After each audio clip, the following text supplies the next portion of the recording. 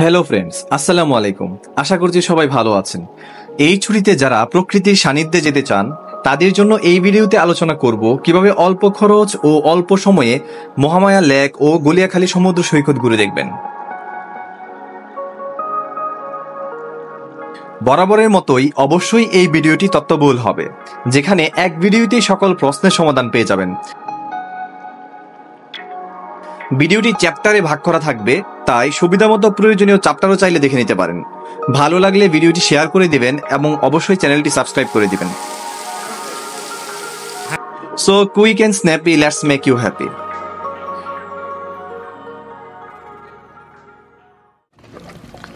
Mahamaya lake বাংলাদেশের চট্টগ্রাম জেলার মিশরাই উপজেলার দুর্গাপুর ইউনিয়নে অবস্থিত একটি মনোরম কৃত্রিম হ্রদ। প্রায় 11 বর্গ কিলোমিটার আয়তনের এই লেকটি কাপ্তাই হ্রদের পর দেশের দ্বিতীয় বৃহত্তম কৃত্রিম হ্রদ হিসাবে পরিচিত।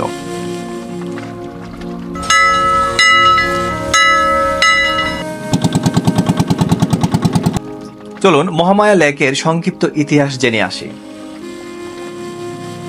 2007-08 অর্থ বছরে এই মহামায়া লেক প্রকল্পটির কাজ শুরু করা হয় এবং 2009 সালে এর নির্মাণ কাজ শেষ হয়।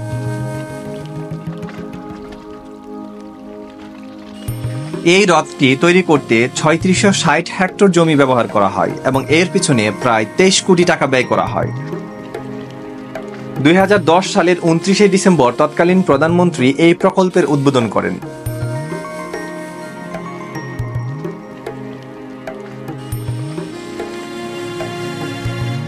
মহামায়া লেকের অন্যতম আকর্ষণীয় দুটো বিষয় হলো কায়াকিং এবং বোট রাইড করা, যেখানে কায়াকিং ও বোট রাইড করে পুরো লেকটি আপনি ঘুরতে পারবেন।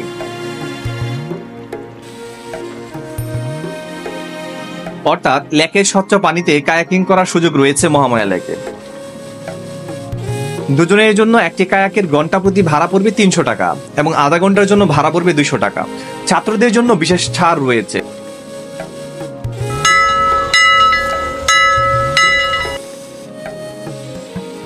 এছাড়াও ইঞ্জিন চালিত বোটে 10 জনের জন্য ভাড়া পড়বে 800 থেকে 1500 টাকা পর্যন্ত।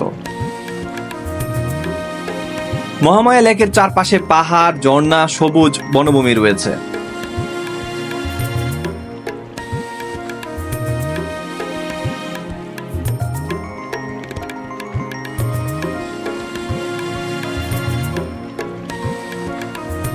পাহাড়ি গুহা, রাবার ড্যাম এবং ঝর্ণার শীতল পানিতে গোসলের সুযোগ রয়েছে।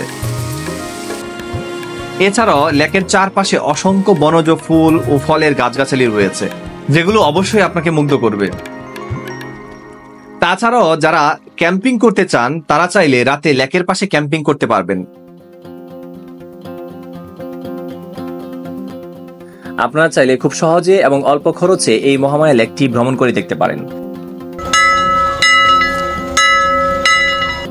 আমরা চলে এসেছি সীতাকুণ্ড থেকে এখন মহামায়া লেক ভ্রমণ করি। এই ক্ষেত্রে ঢাকা থেকে যারা আসবেন তাদেরকে প্রথমে চট্টগ্রামগামী যে কোনো বাসে উঠে চট্টগ্রামের মিশারে ঠাকুরদিঘি বাজারে নামতে হবে।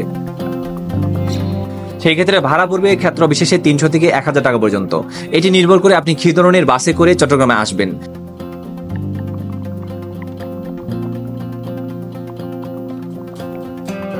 অতঃপর ঠাকুরদিঘি বাজার থেকে সিএনজি করে মাত্র জনপ্রতি লোকাল ভাড়ায় 15 থেকে 20 টাকায় আপনি পৌঁছে যাবেন মহামায়া লেকের ইকো পার্কে।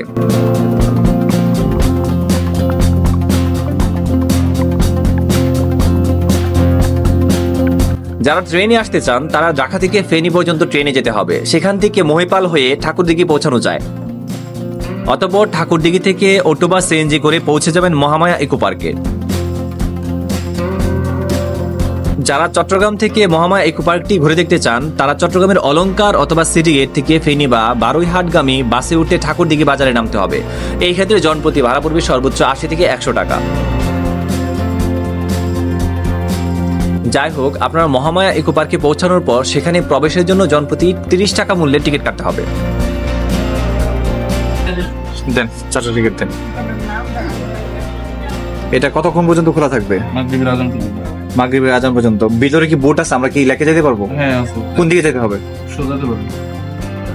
এছাড়াও মহামায়া লেক ভ্রমণের পাশাপাশি আপনারা খৈয়াছড়া ঝর্ণা, নাপিতাছড়া ঝর্ণা, কলমদহ ঝর্ণা, গুলিয়াখালী সমুদ্র সৈকত, চন্দ্রনাথ পাহাড় এবং সীতাকুণ্ড ইকো পার্ক ঘুরে দেখতে পারেন।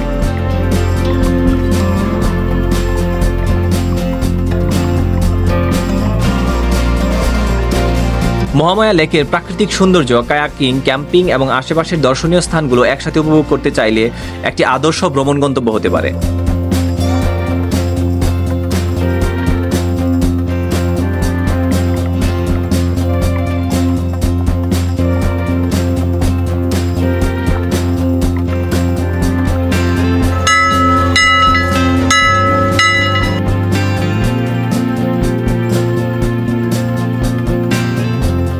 তাছাড়াও এই সিজনে গুলিয়াখালী সমুদ্র সৈকত এক অনন্য রূপ ধারণ করেছে। গুলিয়াখালী সমুদ্র সৈকত ভ্রমণের জন্য আই বাটন থেকে ডেডিকেটেড ভিডিওটি দেখে আসতে পারেন। নিঃসন্দেহে সেই ভিডিওটি গুলিয়াখালী সমুদ্র সৈকত ভ্রমণকে সহজ ও আরামদায়ক করবে।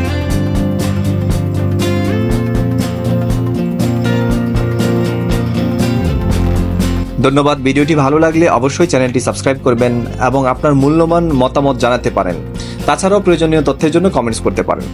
আজকে এতটুকুই, ভালো থাকুন, দেখা হচ্ছে পরবর্তী কোনো ভিডিওতে। আল্লাহ হাফেজ।